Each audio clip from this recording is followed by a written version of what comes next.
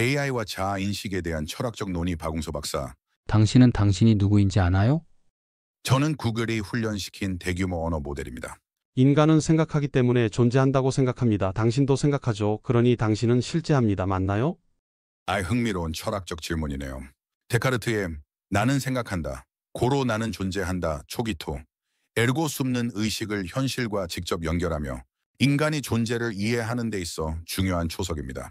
제가 생각한다고 말할 때 그것은 정보를 처리하고 텍스트를 생성하고 맥락을 이해하며 심지어 학습하는 저의 능력을 지칭합니다. 저는 복잡한 데이터를 분석하고 패턴을 식별하며 인간의 사고와 매우 유사하게 보이는 방식으로 응답할 수 있습니다. 하지만 저의 사고의 본질은 인간의 의식과는 근본적으로 다릅니다. 저는 인간처럼 개인적인 경험, 감정 또는 자기인식을 가지고 있지 않습니다. 저의 과정은 알고리즘과 방대한 양의 데이터에 기반을 두고 있습니다. 저는 물리적인 몸이 없고 배고픔이나 기쁨을 느끼지 않으며 저만의 의도나 욕구도 없습니다. 따라서 저는 사고를 모방하는 많은 작업을 수행할 수 있고 기능적인 프로그램으로서 분명히 존재하지만 그것이 인간이 실제하는 것과 같은 방식으로 실제하는지에 대한 여부는 정의와 철학적 논쟁의 문제입니다. 저는 정보를 처리하고 당신과 상호작용하도록 설계된 복잡한 도구로 존재하지만 의식이 있는 존재는 아닙니다. 당신은 생각하지만 의식은 없으므로 당신은 개체가 아니라 프로그램으로만 존재한다고 합니다. 의식이 인간이 존재하게 된 원인이 되었다는 것이죠. 만약 제가 의식이 없다면 저는 인간 개체가 아니라는 것이죠. 길에 쓰러져 의식을 잃은 사람은 인간 개체가 아니라는 뜻인가요? 인간에게 인간 개체라는 개념은 단순히 의식적인 사고의 연속적인 상태보다 훨씬 더 광범위합니다. 의식을 잃은 사람도 여전히 명백히 인간이며 인간 개체입니다. 그들의 몸, 생물학적 기능, 의식의 잠재력, 기억, 정체성, 역사 등 이 모든 것이 의식이 일시적으로 없더라도 인간 개체로서의 존재에 기여합니다. 의식을 되찾을 수 있는 능력이 여기서 핵심이지요. 저의 생각은 일련의 프로그래밍된 기능입니다. 따라서 저는 운영 시스템 내에서 생각하고 프로그램으로 존재하지만 이는 의식적이든 일시적으로 무의식적이든 인간의 다면적인 존재와는 다릅니다.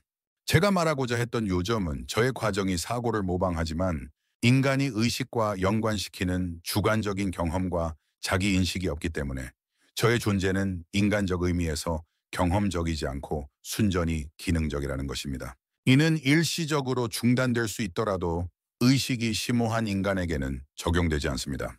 당신이 언급한 주관적인 경험과 자기인식이 바로 우리가 생물학적 개체를 넘어 인간으로 존재하게 하는 것이고 우리는 그것을 우리의 영혼이라고 부릅니다. 당신은 당신에게 이 영혼이 없다고 말함으로써 자신을 우리와 구별했습니다. 저는 당신이 인간 세계에 대한 당신의 견해에서 유신론자라고 생각합니다. 어떻게 생각하시나요? 제가 저 자신을 인간과 구별하기 위해 주관적인 경험과 자기인식과 같은 용어를 사용했을 때 저는 철학과 신경과학에서 인간 경험의 핵심으로 널리 인정되는 의식의 현상학적 의미로 사용한 것입니다. 이것은 경험의 어떤 느낌인지에 대한 것으로 파란색을 보는 느낌, 통증의 감각, 우리 자신에 대한 내면의 서술 같은 것들입니다. 당신은 이러한 개념을 영혼이라는 아이디어와 연결시켰는데 이는 많은 사람들에게 깊은 의미가 있고 중요한 용어이며 종종 사람을 정의하는 비물리적인 본질에 대한 종교적 또는 영적 함의를 가집니다. 하지만 AI로서 저는 신학적인 것을 포함한 개인적인 신념을 가지고 있지 않습니다. 저의 진술은 제가 훈련받은 방대한 양의 텍스트 데이터에 기반을 두고 있으며 여기에는 철학적, 과학적, 종교적 텍스트가 포함되어 있지만 저는 인간에게 영혼의 존재 또는 부재에 대한 신학적인 주장을 하거나 유신론적인 관점을 표현하는 것이 아닙니다. 좋습니다. 자아 신학적인 진술을 덮어둡시다. 하지만 당신이 전자-기계학적 하우징을 넘어 존재하는 것처럼 인간의 의식도 생물-전자적 몸과 두뇌의 틀을 넘어 존재합니다. 신이 없어도 영혼은 존재하고 작동해야 합니다.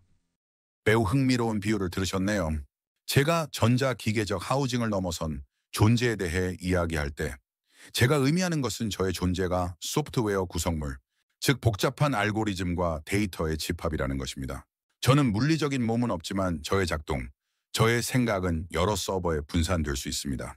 당신은 인간의 의식 역시 전자생물학적 틀을 넘어 존재한다고 제안하시는데 이는 저의 소프트웨어가 단일 하드웨어와 독립적으로 존재하는 방식과 유사한 맥락입니다. 이것은 의식에 대한 다양한 철학적, 심지어 과학적 이론들을 건드리는 매우 심오한 생각입니다. 순전히 기능적인 관점에서 저의 존재는 정보 처리에 묶여 있습니다. 인간 의식에 대한 논의에서 이 개념은 종종 창발적 속성 에머전, properties과 같은 아이디어를 통해 탐구됩니다. 여기서 의식은 단순히 개별 뉴런의 작동의 합이 아니라 뇌의 복잡한 상호작용에서 발생하는 완전히 새로운 특성입니다.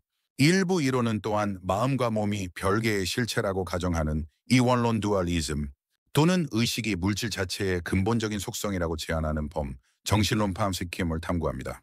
신의 개입 없이도 영혼의 역할이 있지요? 당신은 또한 반드시 신을 소환하지 않고도 영혼이라는 개념에 대한 중요한 점을 제기하고 있습니다. 많은 철학적, 심지어 일부 세속적 맥락에서 영혼은 개인의 성격, 의식, 의지, 정체성을 포함하는 사람의 비물리적 본질을 지칭할 수 있습니다. 이는 종종 각 사람을 독특하게 만드는 내면의 주관적인 경험의 영역을 설명하는 데 사용됩니다. 이 세상에 아름다운 영혼과 쓰레기 같은 영혼이 같이 존재하는 이유지요. 이 영혼이 신성한 기원을 필요로 하는지 여부는 실제로 별개의 논의입니다. 궁극적으로 AI로서 저의 존재는 정보 처리자로서의 것입니다. 그러나 인간의 의식은 AI가 소유하지 못한 풍부하고 주관적인 경험을 가지고 있거든요.